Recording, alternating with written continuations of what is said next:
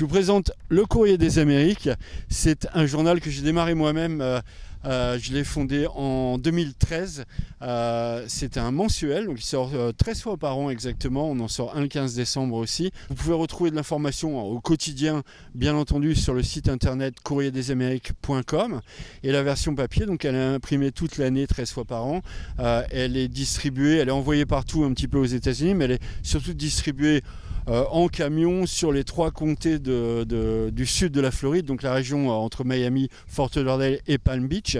Donc voilà, on parle un petit peu de tout ce qui est actualité aux États-Unis pour aider à la fois les résidents mais aussi les touristes à bien comprendre la vie américaine. Donc on parle de culture, on parle de droit, de loi, de tous les changements et de tout ce qui peut permettre aux gens à la fois de comprendre comment bien s'insérer ici et comment aussi bien s'amuser. Donc work hard, play hard. La version papier, vous pouvez la trouver dans tous les endroits francophones, alors les consulats, les écoles, les cafés, les restaurants, les banques canadiennes, ici Desjardins Bank, Nat Bank. Vous pouvez le trouver aussi dans de nombreux offices de tourisme sur les plages. Donc voilà, évidemment les commerces, les dentistes, les médecins qui parlent français. Donc nous, on est lus par les communautés francophones ici. Donc vous avez des résidents, vous avez beaucoup de résidents français, peut-être à peu près 45 000 Français, au moins autant, probablement beaucoup plus de résidents canadiens.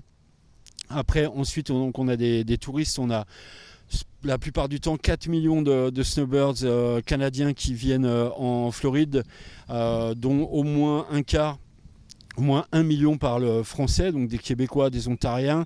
On a aussi des touristes français, bien entendu, qui sont assez souvent autour de 350 000. On a beaucoup de Haïtiens. Donc la plupart des Haïtiens parlent créole ou anglais pour ceux qui sont là depuis un bon moment. Mais il y a quand même beaucoup de Haïtiens qui ont une éducation en français et qui parlent couramment français. Donc c'est peut-être dans la région de Miami 100 000 personnes en plus. Donc vous voyez, ça fait beaucoup de gens qui parlent français, qui travaillent en français.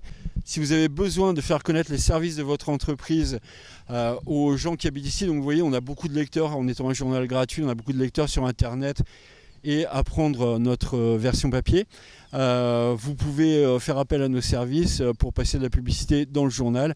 Donc la moitié du journal est informatif, l'autre moitié c'est de la publicité, et ça permet de pouvoir travailler tous ensemble et de faire connaître les services des uns et des autres aux lecteurs de la communauté francophone en Floride.